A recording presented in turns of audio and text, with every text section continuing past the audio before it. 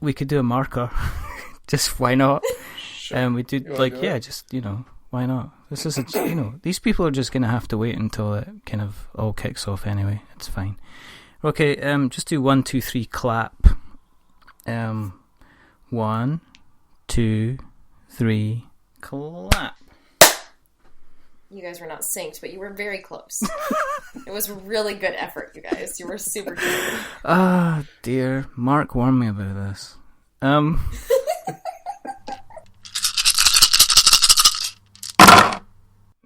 This is where if it was a kind of a Quentin Tarantino film, they would kick in with the fancy music and then they would do the titles. Mm-hmm.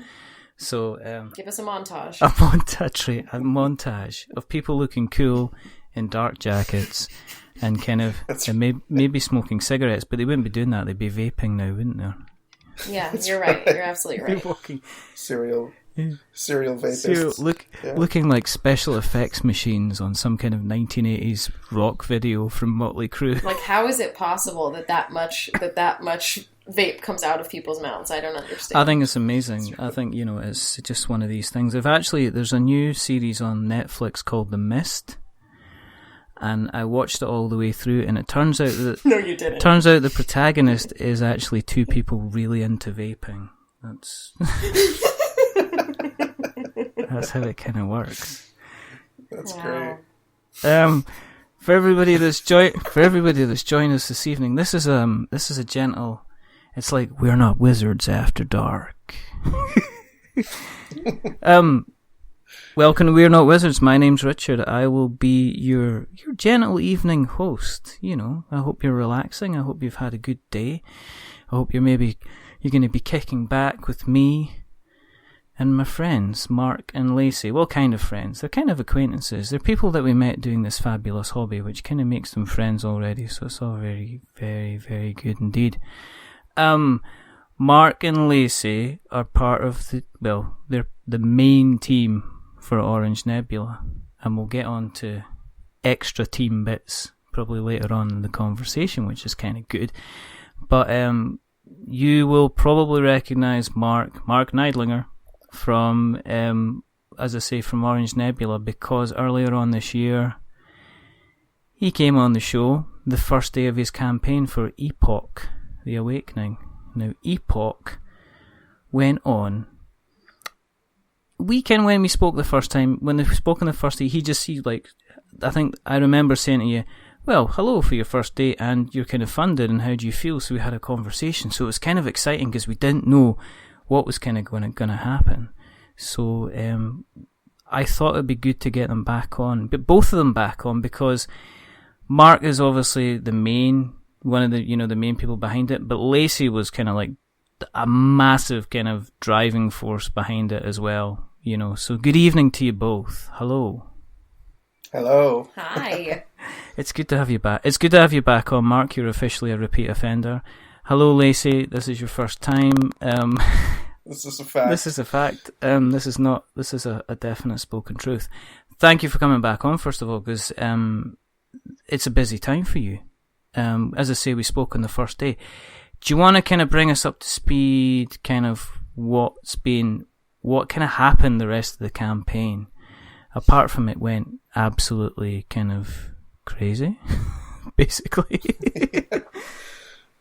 Yeah, I'll give you a little bit, and I'll let Lacey answer probably more intelligently than I will. But the first campaign, obviously, we canceled, and that was somewhat akin to falling down the stairs, and then kind of climbing back up to the top, and then just taking your time and taking it step by step. And 12 days was the distance between the two campaigns, and hit it very hard the second time. I think primarily by creating engagement with other human beings, and not necessarily trying to promote a product or a game even, or have an agenda or try to push numbers. It was very much, hey, we've got just some cool ideas. What do you guys think? And what does this feel like? And I think as the campaign continued, we started to gain momentum with the community, and then at some point, we just kind of stood back and watched it go, because, it was out of our hands. It kind of, yeah. You were going to say. Well, just details wise, I mean, right, that first 24 hours or so, we hit the funding goal. So we were really excited about that, and then expected it to just kind of, slowly keep adding to it. And for the first, week or two, that's really what it did. It just kind of, there were a few $1,000s coming in a day, new backers coming in every day. But what was interesting was the activity in the comment stream. The community was just involved every day. I mean, so much so that when some of the more active commenters would be gone for a day or two, the rest of the more active commenters are saying, "Hey, where's Big Tom? I haven't heard from him in 2 days." Right. So they really, I mean, I feel like they really pushed the campaign the most, and then the last couple weeks as things really ramped up, and we really, we just kind of threw our hands up and just watched everything happen and felt the adrenaline coming in. I mean, it was crazy. It was really amazing and really wonderful, and we're very grateful. Yeah, we had no trolls in the commenting, and we got a lot of comments about that. Yeah. And I think what was interesting to me is if anybody, I think, did kind of start down that path, then you'd have 6 or 7 other people in the community kind of shut that down immediately. Before we could even get in there. Before we could even respond, because they're protective of what the community was about. And, it's interesting because I think from the beginning, this whole thing was just kind of a big test for me. It's a big education. What can you learn about bringing a product to market and creating engagement with people who want to kind of rally around and make a charismatic brand. And so my goal was never really even financial. And I've got a full-time job already. Mm-hmm. And so based on the decisions that I think we made from that perspective, I think people were catching on to that. I think a lot of it was, honestly, it went into the game too. Let's not sidestep the fact that the game focuses on human element attributes and those types of things that I think kind of go alongside the way we think about life. But overall, I thought that was one of the most unique things that we've heard other Kickstarter folks, consumers are commenting like this community is just different. And so I've done a lot of Q&A with some of those folks about that. I mean, we heard when we had the chat with Mark, we heard about his kind of background. So what about yourself, Lacey? Have you always been a bit of a board gamer? No, I mean, really, I'm very into the science geeky side of things. I grew up watching Star Wars and Star Trek with my mom when I'm like 3 years old, and we all dressed up for Halloween in matching Star Trek outfits, so I have a really strong pull towards these stories that have deeper elements and elements that really open your mind to things in more than just your reality. So I was drawn towards Mark and the game specifically because of the depth of the story that's there and what can be accomplished and taught through the playing of board games. So this is really a fairly new entrance for me into the board gaming world, but it really touches on a lot of things that have been close to my heart for a long time. Mm-hmm. I mean, when the first kind of campaign kind of was going, were you kind of, these things happen, don't worry about it? Or were you kind of a bit of a driving force behind it to say, Mark, get your ass off the floor, pick yourself up, dust yourself down, because, let's look at kind of moving this forward? Yeah, I mean, we sat in the coffee shop and he's like, man, if this doesn't work this second time, I don't know what I'm going to do. I'm like, yeah, you do. I'm like, don't say that. You're like, all that you would do is keep getting up and you would try something else. And he's like, you're right. That's what I'll do. And I think I was texting like Einstein quotes back and forth or Thomas Edison quotes, how many times it took to make a light bulb. Right. So I gave him the day, when he decided, he took the day just all to himself to kind of take it all in and decide what he was going to do. And I was just there sending Thomas Edison quotes, putting those in his ear. Yeah, but I mean, you did more than that, because I remember there being the video on the Kickstarter, and I think you were involved with that one. Yeah, that was a big deal. when we did the passion video, where Mark and I sat down and really what we did was we wanted to focus internally and externally on the driving force behind Orange Nebula, you know, which is to inspire people. Mark and I even sat down before we did that passion video and we kind of laid out a bunch of the game elements that have been created and discarded over the last few years. And we laid out a bunch of these items and we sat down together and we kind of both wrote out what our intentions were for this second campaign, you know, so that the idea was that we were attaching our motivation to the passion behind it as opposed to the outcome. And we're hoping that, you know, just putting our intent there would have some sort of yield, at least in our energy that we were putting towards the game too.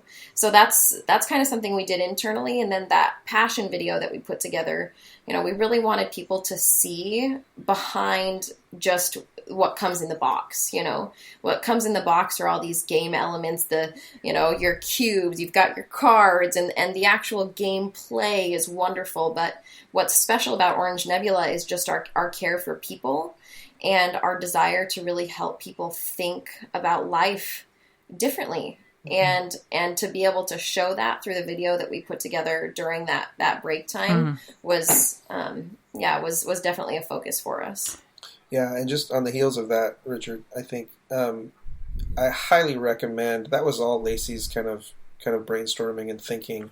That exercise was kind of designed by her to be intentional about how we're thinking about the passion as opposed to the outcome. She said that really changed my perspective about how we were then approaching it. So even though we were kind of in it. I think everybody could benefit from that, especially in an industry that's saturated with subpar mediocrity. It takes a lot for the cream to rise to the top. I think when there's so much stuff out there where people think they can bring a product to market with minimal effort, and that's kind of the opposite of how we think about it. Yeah, the idea for us is just that if we focus consistently on what we call our heart missions, you know, if we focus consistently on what we believe is important to just bring to the world and to other human lives, then the success is going to follow that, you know, because people really turn their heads towards things that touch them, that inspire them. And that's what we wanted to focus on, and that's what we want to continue focusing on with everything that we do in Orange Nebula.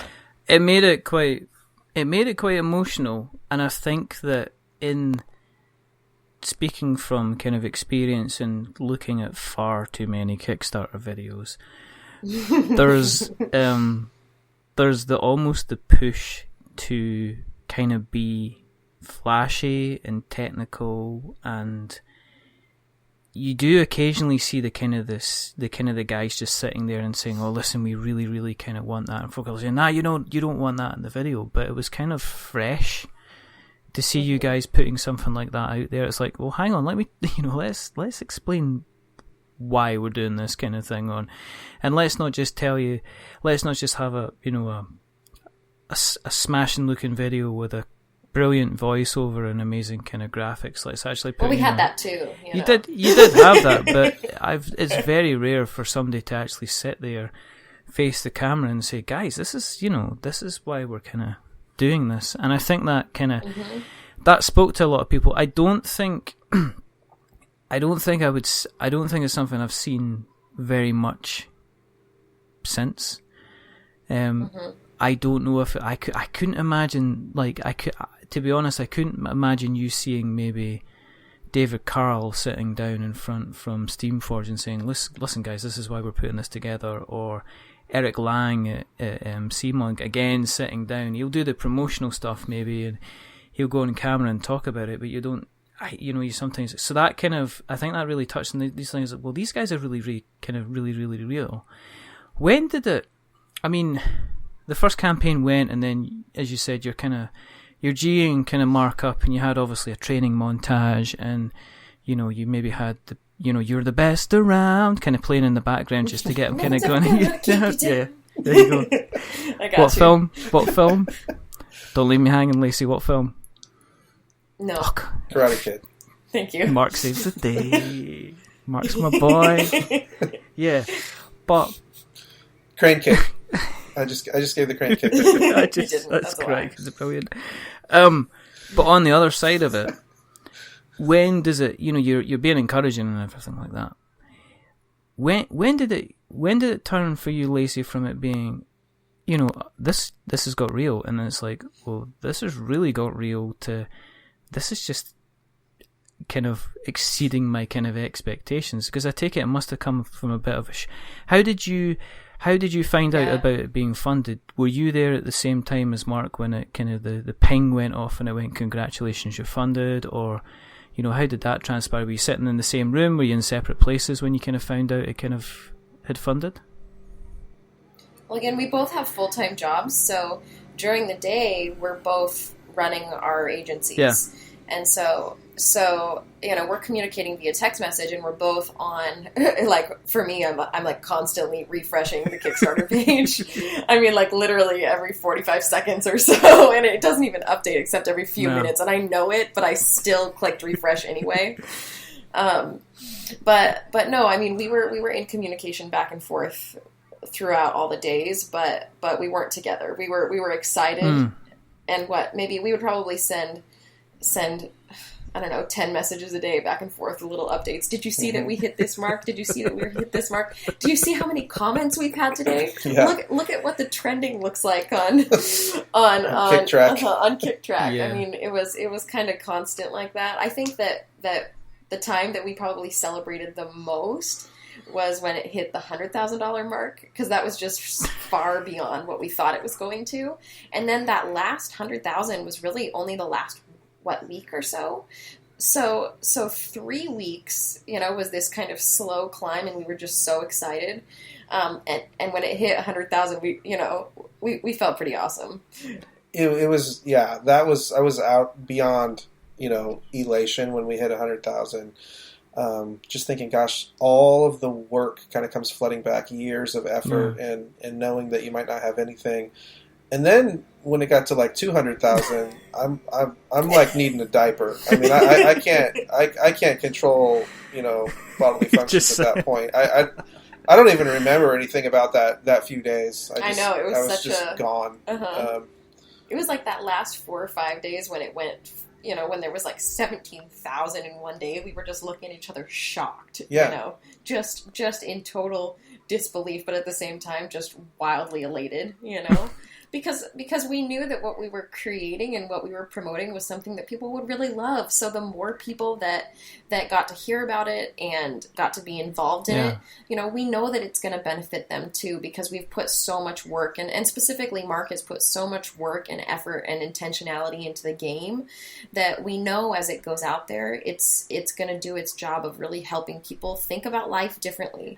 And that's the point for us, that's why we attach so strong to the passion behind it and to the meaning behind it, everything that we try to do. How many hours have you put into Epoch yourself then, Lacey, kind of playing? I mean, how many times have you sat down at the table and played through it?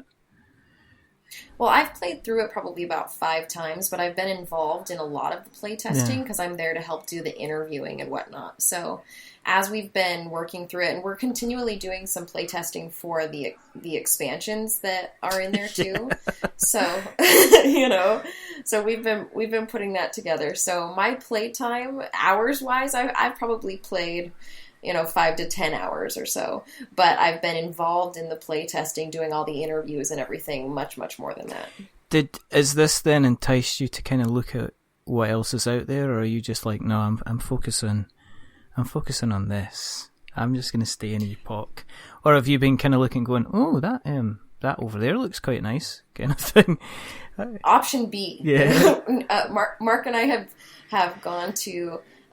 We went to Indianapolis for Gen Con, and we went up to Seattle for PAX West, and that kind of helped immerse me a bit more into the culture and introduce me into a lot more of the games. And what I'm finding that I'm sure most board gamers already really know and hold dear is just how special and unique it is to be able to immerse yourself into the idea of a game and be able to take actions with your player in the game, and then later in your day and later in your life, you're thinking about that character and how that character took actions, and it makes you think about yourself and what you're thinking about and what actions you're going to be taking. And that to me is a really, really valuable. So I'm really grateful to have that, and I do feel like I'm much more into the industry as a whole. Did you find the community really well, kind of welcoming in general, kind of when you were at Gen Con and places like that? Was it kind of... That's like an understatement. Yeah. Absolutely. I mean, everybody has been... I mean, when we went to Gen Con, we met how many backers? How many backers were there? I don't know that day. I mean, I probably met 20 to 30 backers just on the one day that I was there. And they had come back because Marc had said Lacey will be here on Sunday, So they'd seen Marc through the days before, and then many of them came back, and I got to introduce myself and got to meet them, and we took pictures with everybody. Oh, that's really cool. And it was kind of surreal, but it was really rewarding to get to see a lot of the people face to face who we'd been commenting back and forth with through the entirety of the campaign. And they're like, "Dear God, when's Lacey going to be here?" You again. Who's this guy? Yeah, right. They're like asking for autographs, and Marc would say, "No, I don't want to do autographs." I'm like, "Marc, they're asking because they love you. It's okay." I know. But they really came up. All three of them, yeah. All three of them asked for my autograph, and all 300 are like, "When's Lacey going to be here again?" Okay, because I'm going to go eat a burger now. Oh, no. Don't cry, Marc. I know, right? Oh, I just want to go and get my burger. Goes off. But is it weird kind of being board gamey type famous? Because having people that you don't know kind of walking up, recognizing the logo or seeing the game and going, "Oh, I backed you guys." And then their little cups of joy kind of overflow, as they realize that they're meeting Marc. I just met Marc. Is that kind of weird having people coming up to you? Because you don't get that. I guess you don't get that in kind of other kind of creative industry. I mean, you wouldn't get somebody, I guess, coming up to you and saying, "See that guy there? He sorted out our brand. It was exactly. It was him. Come on. Go and say hello." I don't think I see it that way at all. I think people are excited about the community and the togetherness and the gathering that board games, kind of represent. And when they have a game that is really exciting to them and that it's really kind of cool and has depth and story, connecting maybe with the creators, I think is fun. But to me, I don't think very many people kind of had that. It's not like Eric Lang, right? Like, I think he gets a lot more of that. Yeah, but on the other side, you're the guy, you are effectively the little engine that could, because there will be, out of that group of people, there will be somebody that will go home that night and say, right, okay, they will start getting their scissors out and they will get their dice together and they'll put their meeples and stuff like that together. And they'll be looking at creating a game. Yeah, I think that's true. If anything, I hope that people, if they encounter anything about the Orange Nebula brand, it would be, gosh, what can I do? Mm-hmm. Right? Like, if this guy can do it, and I'm joking, but like Marc and Lacey, if these people, over here on the West Coast, in the United States can kind of just use their gifts and talents and abilities to put something really thoughtful together, and do a really good job and execute well and have the finished product be something that people want to use again and again. Mm-hmm. Why can't I? Why can't I, start this business or create this product or help some kids or whatever it might be? That's really at the heart of it. We've had a lot of discussions about, is it going to be another type of product later? Is it always going to be games? Yeah. And then we started working on the new game. So it's like, yeah, it could be a board. It could be a board. It could be a board. Could it be a t-shirt? No, it could be a board game. It's maybe an educational device. I'm thinking, no, it's a board game. If you got the cut, no, it's definitely a board game. Yeah, that's what we're doing. No, it's not that. No, it's a board game. No, it's not that. It's a board game. Maybe it's a potato waffle. It's a potato waffle. That better potato waffle makes you feel good and inspired. It's a potato waffle. It. It's made out of bran. Right. That sounds horrible. With flax seeds. I'm not buying that. It's got and maybe just a little bit of kale in there. Oh God! And there's it's so healthy, it's disgusting. And there's some quinoa in it because nobody knows how to spell it and nobody knows how to pronounce it. Quinoa. Oh, don't be clever. And nobody wants to eat it. I'm a great so. scholar. I know exactly.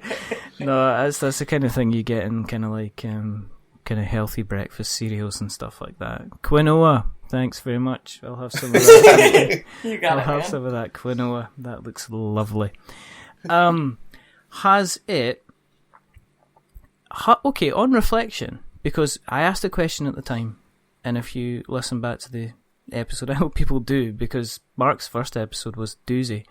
I have no idea how we're going to edit this one into any sense, but that's my problem. It's not anybody else's. I asked you the question at the time, and it was, do you think you know kind of what was different about the first campaign that made you want to pull the plug over what happened in the second campaign? And now in the reflection, obviously I asked you on the first day, so you would have still had that kind of mindset. On reflection now, have you managed to kind of figure out potentially what was the big difference was between the two of them, or on reflection? Yeah. Well, there's a lot of reflection that has happened. I kind of am still in that mode. I think I'm going to kind of probably carry that out through the rest of the year and probably the rest of my life, just kind of being reflective about what we do. But initially, I asked a lot of people what they thought, because, again, I don't feel like I was coming from a position of expertise when launching a Kickstarter. And so I would ask some industry folks. A lot of backers said that the timing was terrible because we were up against Zombicide, Green Horde from Cool Mini or Not, and then Lords of Hellas at the same time. And I thought, well, yeah, that's true. But, there's I didn't think that was all there was to it. I think timing was critical. And if you look at, like, since those, there hasn't been a time in this industry on Kickstarter that has been a worse time to launch than the one that I initially did. Yeah. However, I honestly don't. I'm not going to take that cop out. I would say that I don't think I was prepared the first time in terms of community building, and especially on Board Game Geek, and really kind of creating a presence and conversations around what we were doing for long enough ahead of it. And timing is one thing, but if you have a crowd, then you're going to crowdfund. And so if you build that crowd before, then the timing is not necessarily as crucial.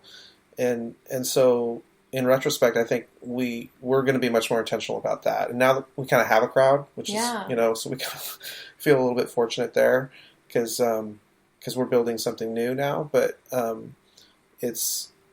I think just being really intentional about listening to people and backers and responding to each one of them, and asking industry influencers and asking distributors and asking people who are heavy hitters in the board gaming industry, just getting the information, just having conversations and asking other people instead of just assuming that you know the answers. I have talked to a lot of first-time creators that just didn't want anybody else's ideas or opinions. They just had it figured out, and I've watched a lot of them fail. A lot of them kind of not do as good as they had hoped. Yeah. And then they come back later and be like, well, what did you do? And I'm like, well, I just, I don't know. I fell down the stairs and then I got back up. I think if you're in that mindset where you have just got your own opinions and you're not willing to listen to other people, that you should do podcasting.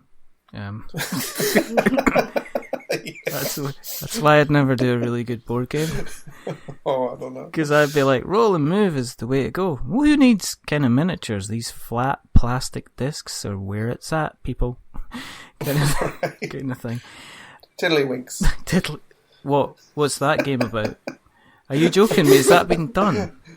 You get a disc, and what I was going to do, I was going to flick it against the other disc, and when you do it, it moves. Oh, and then if you get it into scoring zone, then you score points. Has that been done? You're a genius. Points. Is that like honor?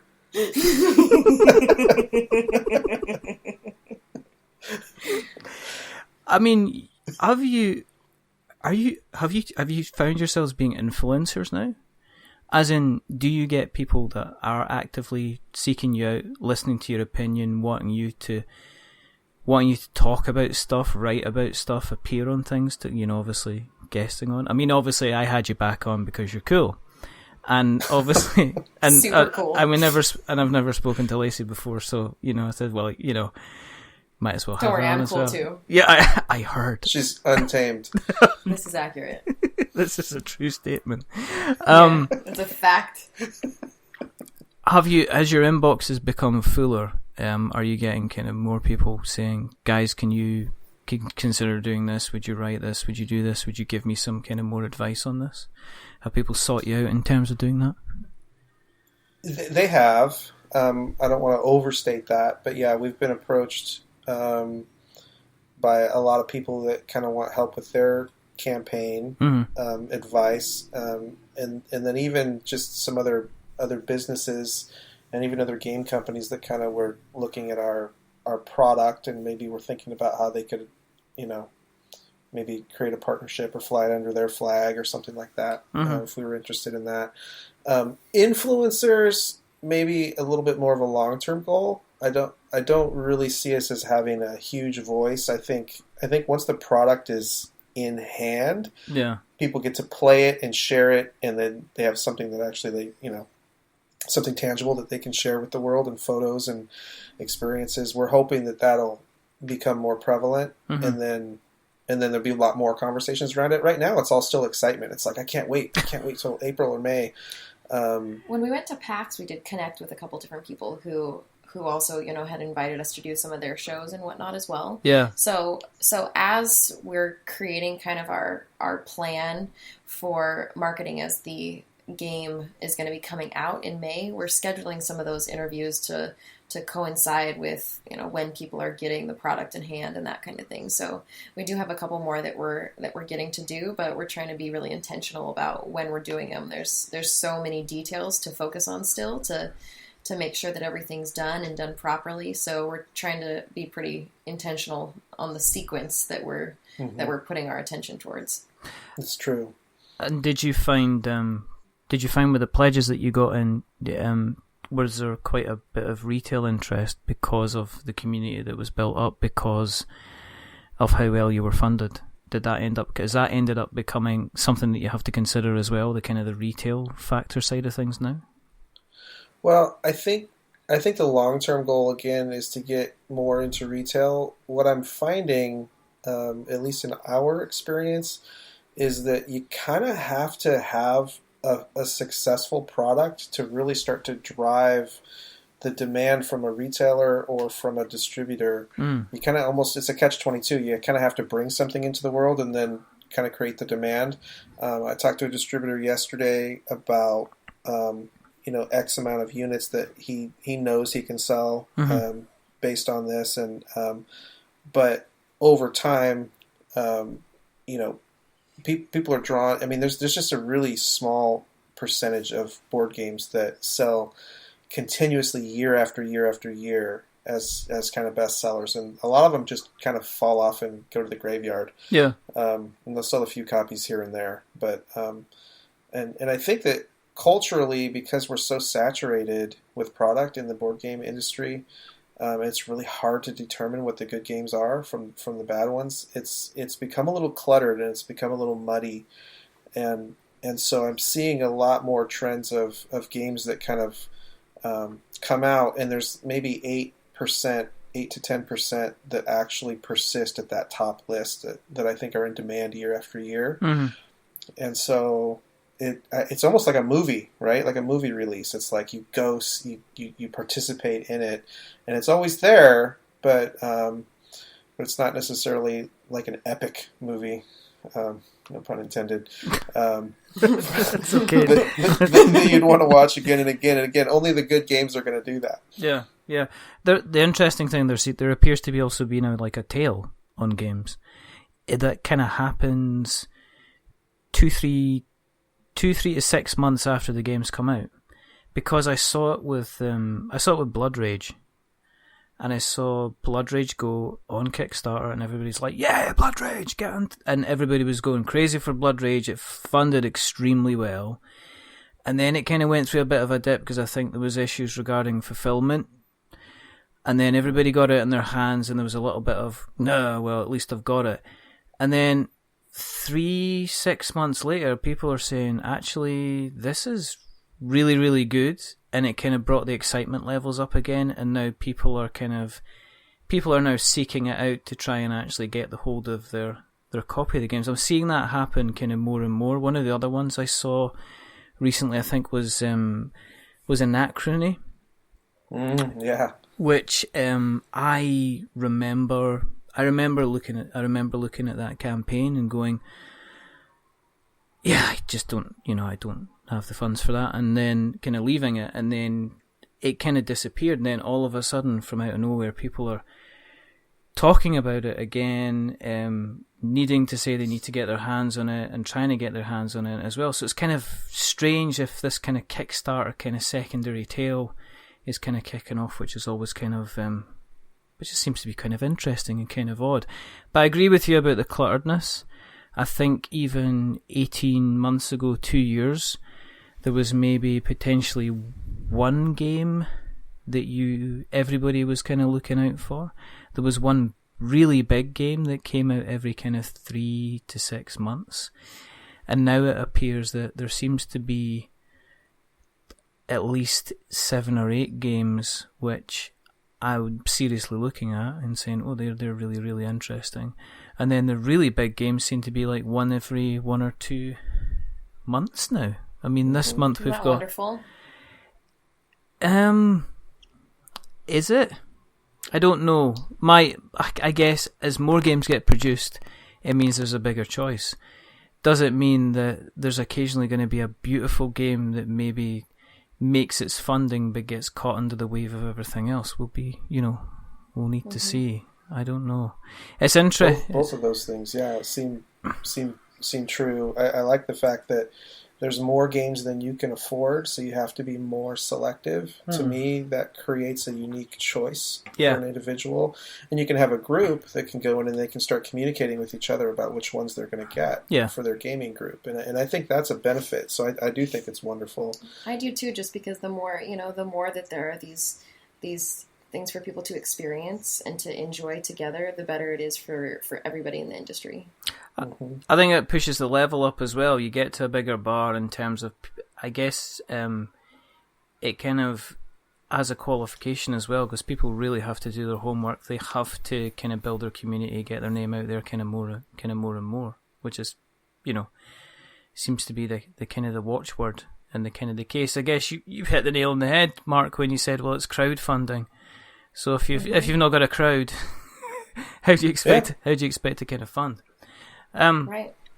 In terms of you going back, I know you're obviously in full flow of kind of finalising designs and everything along those lines. Has doing the campaign had an effect on your kind of your day-to-day jobs as well then? Yeah. It has. there's I've cloned myself twice now, and the three of us can't get everything done. They don't even get along, really. It's multiple personality disorder is what it is, and so I just fight with myself in the mirror most of the time. It's cute sometimes, and sometimes it's just not cute. So, no, it definitely has changed. The opportunity has changed my perspective about what I can do, and it's caused me to be more intentional about what I want to do with my time. Yeah. I don't want to necessarily have a full-time job and then another full-time job and then be a dad and then try to manage relationships. It's a lot. Mm-hmm. I just want to do all the cool stuff all the time and none of the bad stuff. Yeah. So yeah, it's caused me to put some processes in place and talk to a lot of mentors about how I can structure kind of the business side of my life. And what Orange Nebula is a huge driving factor in that right now. and there's really no guarantees. I will tell you the thing that I think we have going for us is an extremely hard work ethic. Like, if you're going to be successful in life, you put the work in. Yeah. If you're looking for shortcuts and you're looking for Kickstarter to do the work for you, or you're looking for the quick win, I think it's possible that you can get lucky every once in a while, but that's not going to be good for you in the long term. So yeah, how I manage my day is kind of where my focus is. And so, yeah, my focus right now for Epoch is to complete manufacturing, stay on schedule, communicate. We haven't even really done any marketing for the pre-order store is still open. People can still get the game and stuff like that. We haven't really done a whole lot. We've got a couple campaigns we're going to launch starting kind of in the holidays for like probably a 3-month push or whatever. But yeah, there's only so much bandwidth that we have right now. Okay. I would say. Okay. We're just excited about the opportunity that the crowd provides to us too. As people have attached to the idea of Orange Nebula and the products that are being created here, we're just excited about the opportunity of being able to spend more quality time producing products that, are going to inspire people. So it definitely affects how we organize our day and how efficiently we want to work on the projects that are, our agency projects, so that we can have some headspace and some time to really pour creativity into this. Mm-hmm. So did you think, looking back, you think you would be, 25 and have a successful Kickstarter behind you and, looking forward kind of thing? Because you told me you were 25. I was 25. This is accurate. I was 25 Yes. At one point for 300... You should see Lacey's face right now. That's all I'm saying. At one point for 365 days, I was definitely... I was definitely... This is a truth. But, seriously, if we went back to you like 5 years, 5 years ago and said, listen, you're potentially going to be, doing this board game thing kind of full time, Orange Nebula is going to have a name. You're not only going to be looking at planning out, finishing off your first successful Kickstarter campaign, but you're planning on the follow-up products. Would you 5 years ago turn around and went, yeah, of course, yeah, I know that. We've got the plan. No way. I would say that confidence has always been there to bring a solid product into the world, but you don't know what the results are going to be, how other people are going to respond to what you're doing. You might be the only one that likes it. And playtesting will teach you that. A lot of people are going to associate well with the game. Some of them are not. So I didn't really know. I will tell you that if you push enough into it and you listen enough to the community, you can't miss, because the community is going to tell you what they're responding to. You're going to use that data. You're going to inform the work, and then you're going to give them what they want, so long as you don't take it away from what you want as well.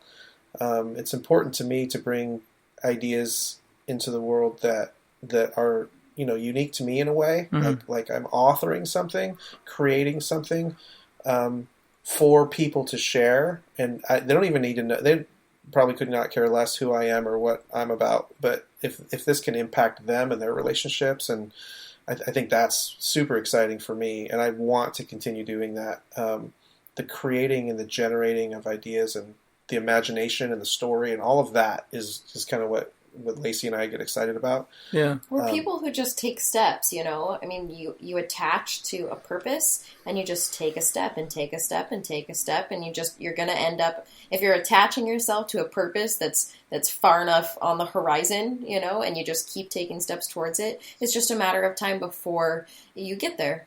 That's I think the way that both of us kind of look at things is that we know that it's that almost anything is possible. Just, without sounding really cliche, like we can accomplish whatever it is that we want to accomplish, I think, and you just keep taking steps and attach to that purpose and the heart mission, and things will just happen, You do something like this, and you realize that it was, in many ways, easier than you thought. I told myself for years and years and years I should design a game, but then there's always an excuse. Yeah. When am I going to have the time? I don't have the money. I've got other responsibilities. Those are just lies that we tell ourselves, and they keep us from doing the things that we're capable of doing. So you come out of something like this, and you feel unstoppable. All limitation is self-imposed, right? Yeah. So we're like, well, what can't we do? And you know, then you just kind of stutter.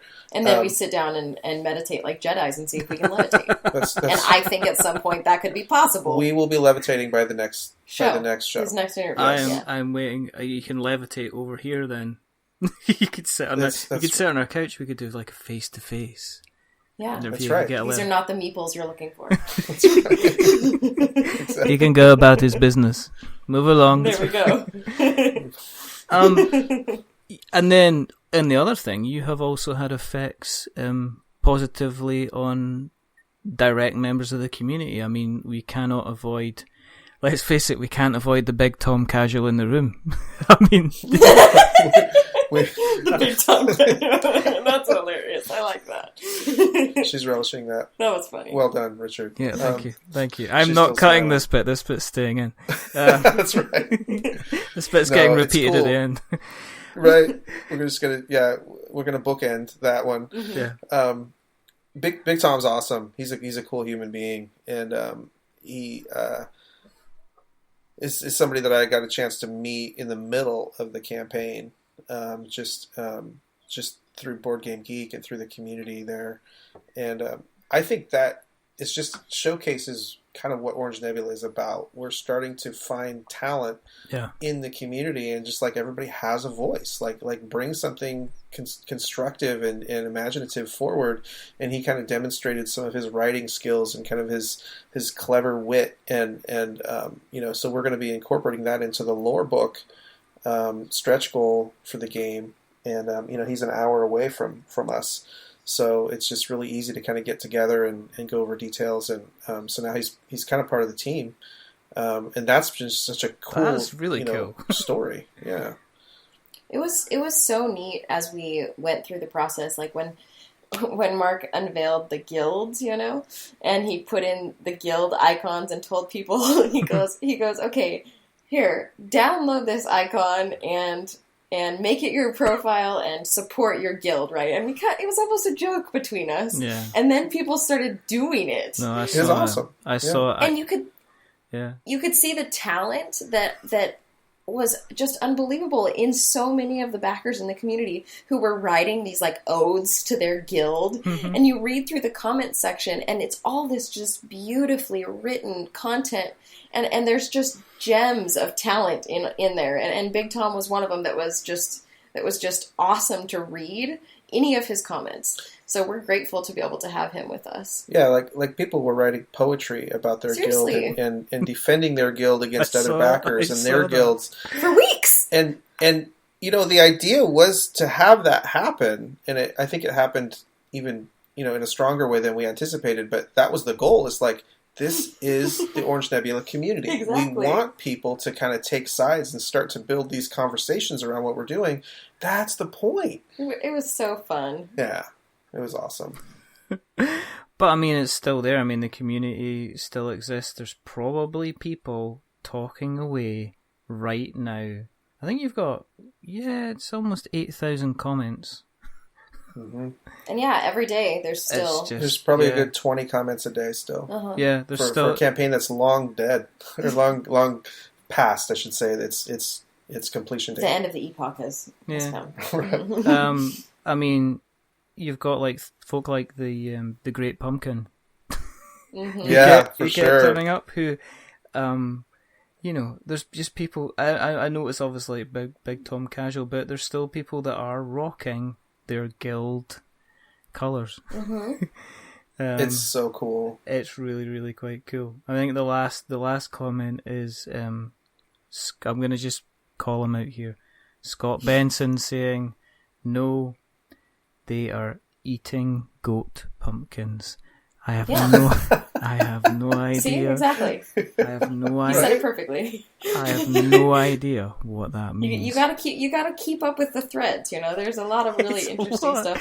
It's a lot of hard work because you would go back. It's not like, I mean, I've seen campaigns that have been doing really, really well, and you go in and there's maybe a couple of hundred comments. But what I noticed with Epoch is you would go in, and if you hadn't checked, if you'd missed the day, you'd have maybe missed the entire turning of people swapping guilds and having infights and in-jokes and, just no question, putting people on blast and things like that. It was happening on a constant kind of basis, which was kind of really cool. Of course, the best thing about it is you continuing to communicate with the backers after the campaign and letting them know actually what's kind of happening, which is really, it's good to see that you're maintaining that. So when the next one comes along, it is almost like you've got the pre-made backers that will say, yeah, let's kind of jump on board, which I've seen people jump from, and I think it was, I think it might even be, I've seen people jump from like campaign to campaign and say, all right, mate, I saw you in the City of Kings campaign kind of thing. How's it going? Mm-hmm. And then people kind of jump all together. And I think there's a couple of people that you see jumping from campaign, the kind of the super backers. There's I think Russ on Sea is one of them who, if he steps into your campaign, you're like, yep.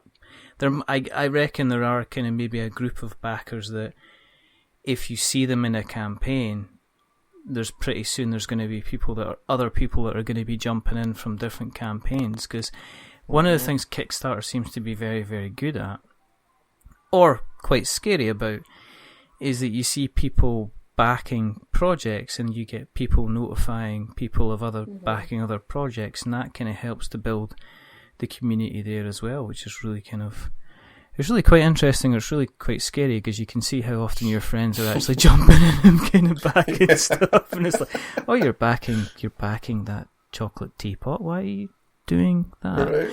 Yeah, I get notifications every time Mark backs something.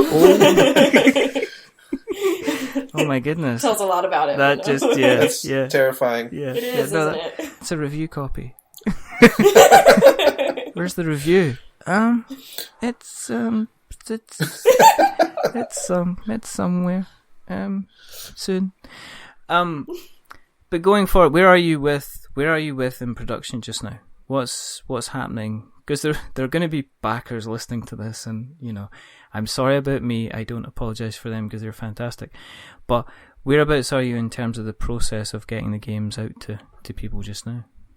We are ahead of schedule. I hate to say that because I don't want people to think that they're going to get their game earlier.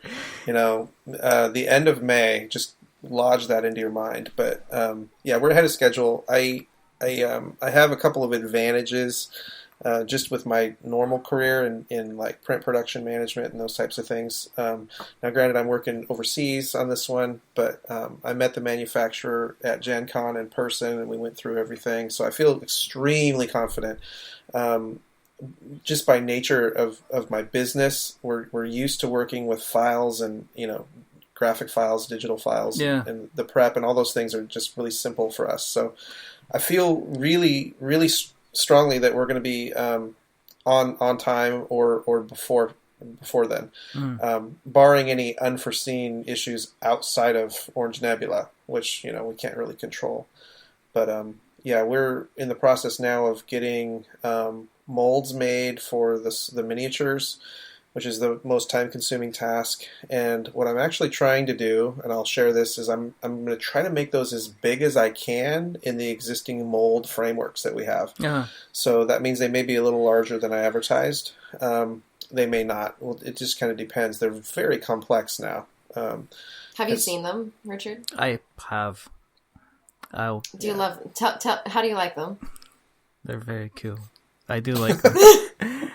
I actually made a representation of. Yes, you did. Thank you, Richard. I thought they were absolutely so nice that I decided to make them sculpting, not using clay or alabaster or marble, which is my usual medium when I'm sculpting. Obviously. But I decided to go straight in there with some gluten-free sausages and mashed potatoes. Gluten in sausages? Yeah, I saw the monument that you erected with that. Well done, my friend. I'm hitting him over here. I just thought, if you're going to do something, you might as well kind of, do it wholeheartedly. I think that the sweet red peppers around the edges were a nice touch. I agree. And I agree. I'd also like to say that I do firmly believe that the mushrooms just added that little extra thing that you don't have in your models and you need to consider. I'm not judging, I'm just saying. That's considered. Well, if you're like us, you just open up a thread and ask people to vote whether they want the mushrooms or do they not want the mushrooms in the monument. You know? But then you get somebody coming along saying, "Can we not have chorizo? I like chorizo." You're right. This is accurate. Where are we going forward then? I mean, this is going to happen. It's going to get out there. Marc's game is going to be there. People are going to be playing it. They're going to be talking about it. They're going to be reviewing it. There's going to be probably about 15 or 20 people that are going to take time making YouTube videos to tell you how to play Epoch. What about the next project? Where are you with that? Is that off the back of the kind of the cute, the kind of the design books? Are you thinking about how to put it together? Are you thinking about Kickstarter campaigns? I mean, where are you with that? Or are you not going to tell me, like everybody else hasn't done? Basically. No,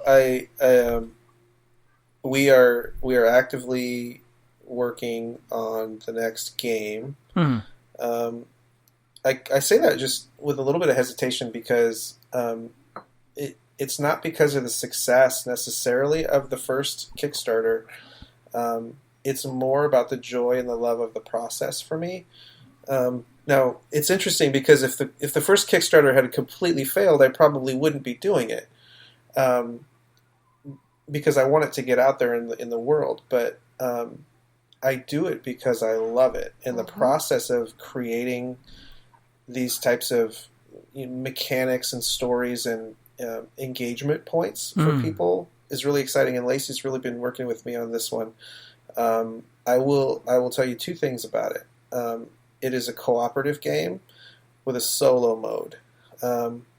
And the first game, Epoch, was a study in heroism and really was focused on exploring the concept of human attributes, right? Like strength and knowledge and wisdom and inspiration, and using those as resources.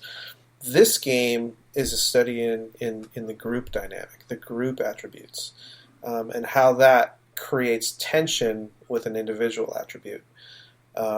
It's a completely different setting. It's a completely different environment and world and all of that. So it has no relation to Epoch. But that's what we're working on. I will tell you, we're on kind of ultra slow mode on it because I'm focused on Epoch. Yeah. I don't want any delays to happen. So that's my priority. On top of our jobs and kids and stuff like that, so it's kind of down on the totem pole. Yeah, but I think Lacey's been pretty jacked up about it. Yeah, I mean, Marc is the happiest, and everybody loves to see Marc happy. So Marc is the happiest when he's creating something that nobody else can create. So we just when I realized that it'd been a few weeks since he'd really created something he loved, I just started quizzing him about what the new game was going to be like. How are we going to start this, And so we just started dreaming. And my job, like when you watch the Passion video, where I just ask questions and let his mind go, that's really my role in our, I just ask the questions that really allow the creativity to be inspired, and the joy that comes out of it is totally worth it. I just remember watching the Passion video and just thinking, damn it, those are really, really good questions. I wish I'd asked those questions. But well, I know you just got to have somebody who's willing to be vulnerable, and so that's what I do. That's what I do with Mark. I'll sit there and I'll ask the questions that will dig as deep into his heart and his mind and his creativity that I can, and what comes out is usually awesome. She probed into my psyche, and I'm still trying to recover. It's okay. You'll be fine. Yeah, I could see you actually patting his shoulder. Yeah, it was actually right around his cheek there. Right. You'll be fine. Just grab it. She's played a stronger role than that too. I mean, she's a highly intelligent individual, and is very like she says, our heart missions are very aligned, and so she gets it. And it's cool when you're putting a project together, and not everybody gets it, and that's okay. It's always going to be that way. She's one of those people. She's been very instrumental, and there's a few other people that kind of just that I've met through the process of Epoch too, that I'm going to involve in the early stages, just to make sure that the story and conceptual approach and all of that are something that people are intrigued by. It's not just another zombie game or another whatever game it might be. This has got to be something for me that inspires people to think, oh, that's just such a weird idea. Like, what does that mean? It just like drives that curiosity. Yeah. So that's cool. And what about you, Lacey? Did you ever think you were going to be a board game designer or influencer? I mean, Did I ever think I was going to be No, not at all. I didn't. But that's not even what it feels like. For me, my degree's in broadcasting, so I really care a lot about storytelling. Yeah. So this fits really, really close into that as well. I love to tell stories. I love to hear somebody's perspective and be able to present it in a way that it can be applied to other people as well.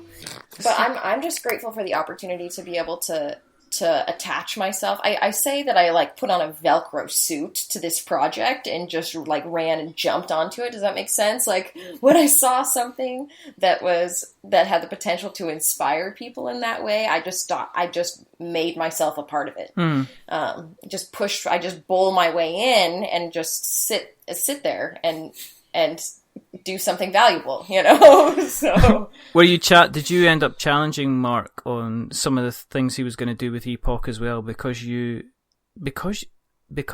didn't come from the board game background, kind of thing?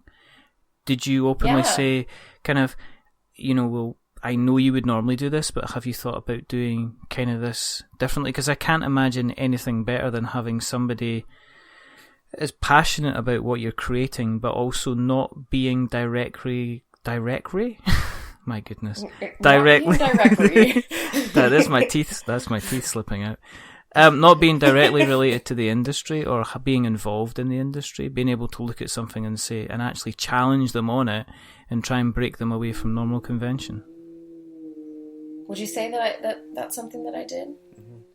Yeah, I mean, I usually, it was helpful for me. So when you present something, I can ask, okay, tell me a little bit about the purpose of this. And then I can take that and I like to consider myself the consistent checker for how a game element or a game mechanic can apply to the way that people actually think about life, right? So he brings up, here's the attributes and here's what this move means. And I go, okay, so if I'm in normal life, this is what we're trying to teach people by adding this mechanic, or this is what we're trying to teach people or get across to people by introducing this attribute or this element. So I like to consider that being and I didn't even ask Mark for that role. I just took it. Yeah, that's true.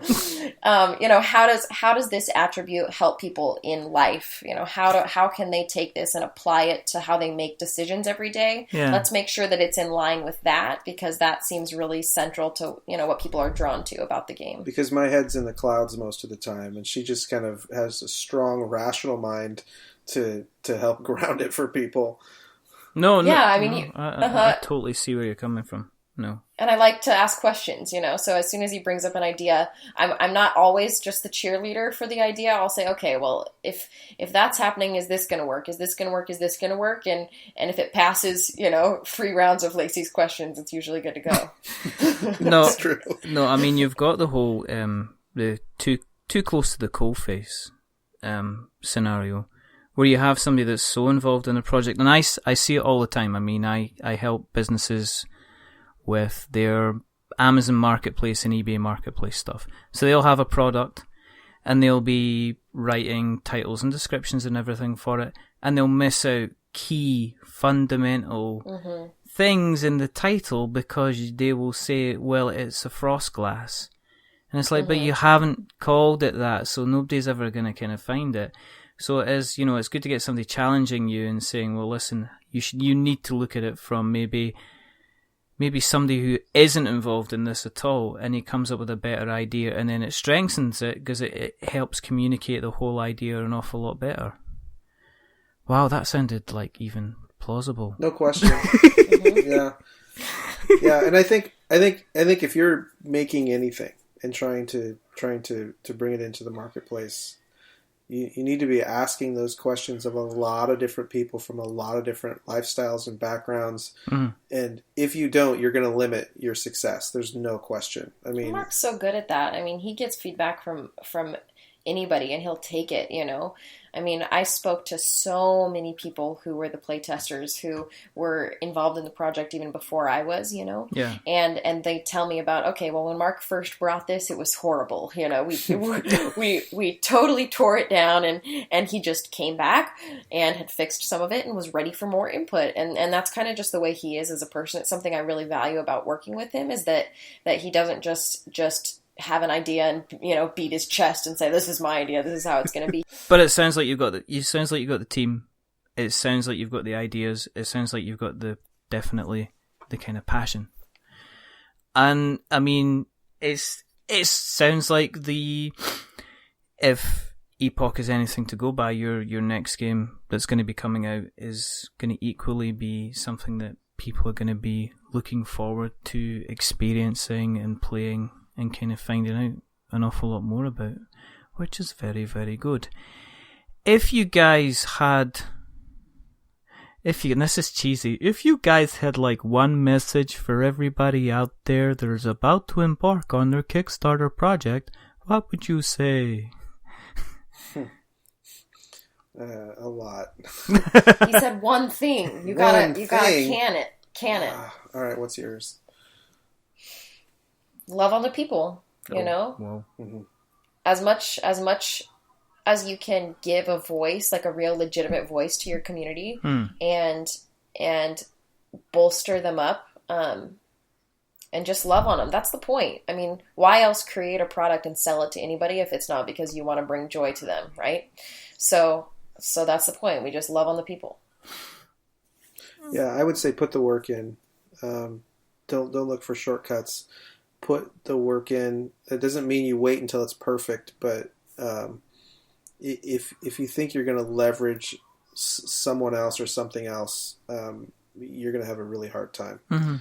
I think there's a work ethic required to do something significant. Anything worth doing is going to take that work, and the only time you're really going to be satisfied is when you've done that work and then it pays off. Yeah, if you, like Lacey said, if you focus the community and then you put the work in, I think it's going to be phenomenal. Yeah, I mean, I don't know if Mark told you in the first episode, but he read Jamie Stegmaier's book 6 times before. I mean, it's not even just the work that he put into the game itself, but into the idea of crowdfunding and how it works and what steps to take. So it's certainly not an easy process to create and bring to life something like this. No. It's countless lonely hours of creating with no promise of any return whatsoever. But again, if you attach yourself to that heart mission of what's the purpose, what's the purpose of taking these steps, and you just pick that point on the horizon and you just keep walking, I lied. I have a better one. You lied. Here comes the truth. Okay, now we're forget everything I said before. Okay. I think my advice to anyone going out and trying to do this is to focus really strongly on what is uniquely valuable about what you're doing. Why is it unique? Why is it different?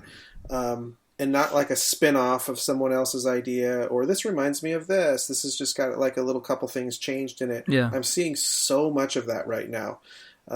thematic change to the basic same mechanic, right? Yeah. I think the most rewarding thing is to really innovate and focus on what is it that makes this uniquely valuable, and go from there. Excellent. I mean, there is the other question that I have to ask, which is, if you guys were in the middle of a zombie apocalypse... Yeah, obviously. Of course that's where it's going. Which I was in June, but go ahead. Okay. And you're running down the street, dodging the zombie horde. You run down an alleyway.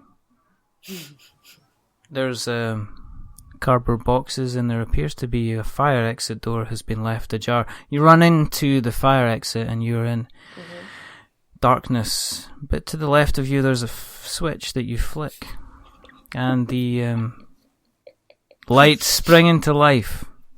And you find yourself in one of the biggest board game emporiums you have ever set your eyes on. Now there is everything from Obama Llama to Twilight Imperium version 3.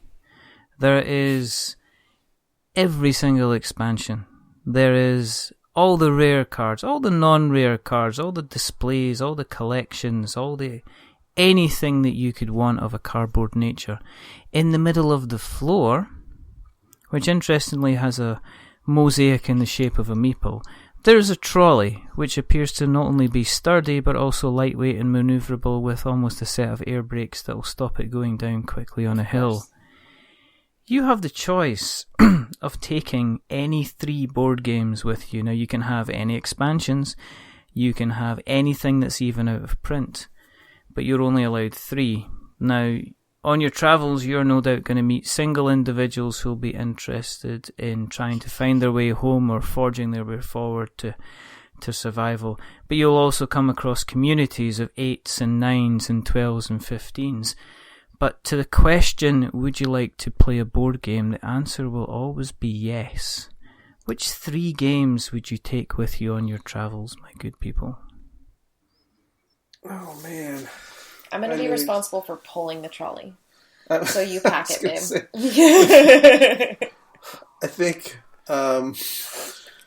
wow, you hit me with this last time, too, and I should have just been prepared. I have so many new games coming in my queue that I'm excited about.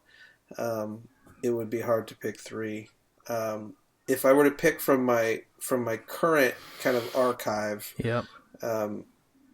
I would say, gosh, I really enjoy playing Zolkin, the Mayan calendar. That's definitely one. Which I have played, which is fantastic, just for the crystal skulls. Yeah, exactly. I like that one. All right, put it in the trolley. A lot. That one's in the trolley. Trolley's leaving in a second, I can tell, so I better hurry it up. There's banging on the door. Yeah, it's terrifying. Yeah, I gosh, I gotta tell you, I hate to be such a fanboy. I like, we had so much fun playing Pandemic Legacy Season 1 that I think my friends would want to play that one again. The Season 2 now that's coming out. Okay. It's quite popular, and I hate to pick the popular one. Season 2 is in the trolley. There is a small tinkle of glass in one of the corner shop windows. A small grey rotting arm with a couple of broken fingers starts to poke its way through. Oh, they're coming in. Is this what's happening? Richard, you're such a great storyteller. You better hurry up. Describe. I'll tell you what else is in the trolley that I haven't played yet, but looks interesting. Is a Kickstarter campaign that I backed right now called Cerebria. Oh my goodness! Oh yes. Yeah, where you can choose to play Bliss or Gloom. Mm-hmm. This concept is really interesting.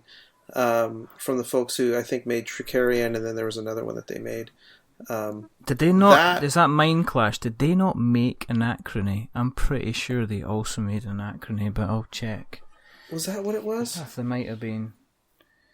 Yeah. Yeah, Cerebria would be one, and again, I haven't played it, so it's going to go in the trolley, but it's still in the shrink wrap. So too early to tell if that's going to stand. That'll do your third. I mean, let's face it, we don't know exactly when the zombie apocalypse is going to be. It could be in the future. You know, it could be any time at all. This has been amazing. It's been fantastic. It's been, you know what I mean? It is like, I'll tell you exactly what it is. It's like writing your Christmas list and then waking up on Christmas morning and getting everything that you wanted on your Christmas list and just sitting there back in your chair like Admiral Akbar does at the end of Return of the Jedi when the Star Destroyers just hit the Death Star kind of thing, knowing that he's done a good job. Thank you very, very, very much for coming on, because I know... It's a trap! Exactly. It's a trap! You nailed it! Man, I've been watching that film for... I can't even talk about how long I've been watching that film for. Was it 83 it came out in? So I was 9. The third one was 83. I was 9 when that came out. So that's been 30... I can't even talk about it. 33 years. I was just an ovarian. I was an egg at that point. 33 years ago. Wow. Now, and I'm 25, so I don't remember he doesn't know. Yeah, you would have grown up with the Phantom Menace and thought that was brilliant. Yeah. Darth Maul, dude. yeah. What's he using to measure those midi-chlorians? Why, it looks like a Gillette razor. Lady shave. You watch that and you will see that Qui-Gon Jinn measures Anakin's blood using a lady shaver. Alright, I'll check it out. It's sprayed silver, but that's what he's using. Do you know what I mean? I will never know because I'm not going to watch it. No, of course. Good man. Alright, I'll watch it again. Oh, that's fantastic. There we go. If people have listened tonight and they want to keep an eye on what you're up to, what you're going to be up to, and what you've been up to, where can they find you on the interweb nets? Yeah, orangenebula.com. Okay. We have not been very active on our email campaigns, but we're kind of formulating a plan for that to reach out and send some more communications out that way. So just getting on the email list there would be the strongest move. You can also, follow any of our social channels. So our Instagram, our Twitter, our Facebook, and we're also still pretty active in Board Game Geek as well. So if you want information just about the game, there's tons of stuff there that people have been talking about and posting about, and we'll stay active there as well. And as we go through the holidays and start putting a little bit more of a push on the campaign for product launch, there will be a lot more info coming out as well. So we're excited to get to engage with the community and keep building the community more over the next couple months. Yeah, we're releasing new artwork every week. So. And I saw you said that you mentioned in the chat that the pre-orders are still available. Is that correct? How long? For sure. How long is that going to be open for? And they're discounted. So retail on the game is $79.95, and then the upgraded component one is going to be $99. They're cheaper than that right now until we start shipping, and as soon as we start shipping, we're going to go to full retail. Okay. So they'll be discounted. We're going to be taking those orders probably through February. Okay, and what we'll do is we'll make sure there is a link in the show notes so that we have notes to show. If you want to keep an eye on what we're up to, and bless every single last one of you that does. We do really appreciate the little community that we have as well. So thank you very much.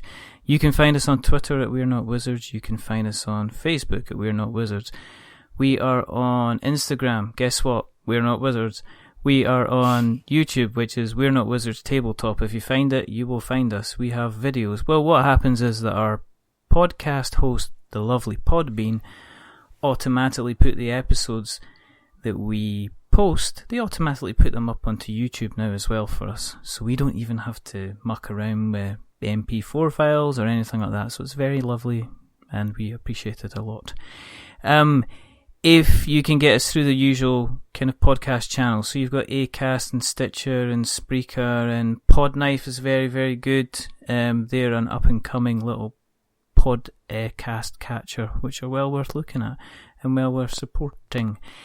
If you have liked what you've listened to tonight, and you really should, because these two are flippin' brilliant couple of people, then we accept that. Yes. I will accept that. This is accurate. It's a true statement. Then go on to Apple Podcasts, because if you want to show us the support, jump on, drop us a subscription, because that kind of wakes up the slumbering beast that is the Apple Podcast, and it looks over and goes, oh, somebody likes them, and it bats its eye at us in a kind of a nice way. If you want it to kind of stare lovingly at us, then if you leave us a rating or a review. Now, as we say, if you're going to leave a rating or a review, don't give us a 10, because that makes us big-headed. But don't give us a 1, because that makes us cry. Give us something in the middle, like a 5, because it's average.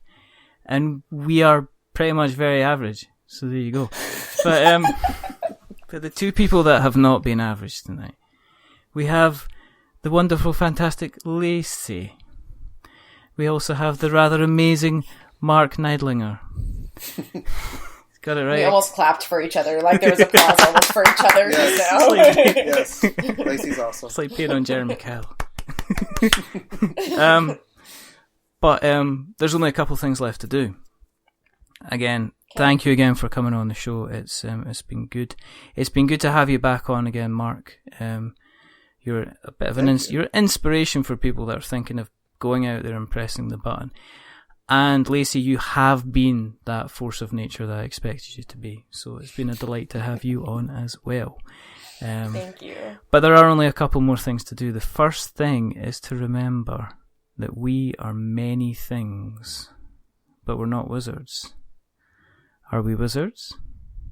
We are barbarians. If we try hard enough, we can use the force. That's right. I want to see this force floating next year. Okay. Otherwise, I'm going to be bitterly disappointed. We're not puny wizards, no. No. We are Jedi. We are Jedi. We're Jedi using lady shavers to collect Anakin's blood. And the next thing to do is to say goodbye. So it's a goodbye from the wonderful, the fantastic, the amazing Marc and Lacey. Say goodbye. Bye. Goodbye, everyone. Thank you. And it's a goodbye from me. Remember, stay safe, roll sixes,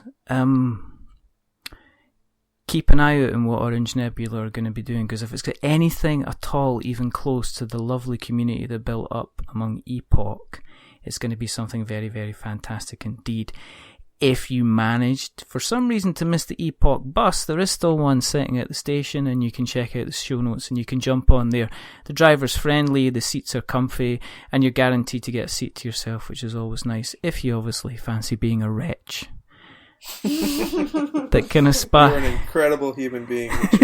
That can aspire to greatness. But until next time, goodbye.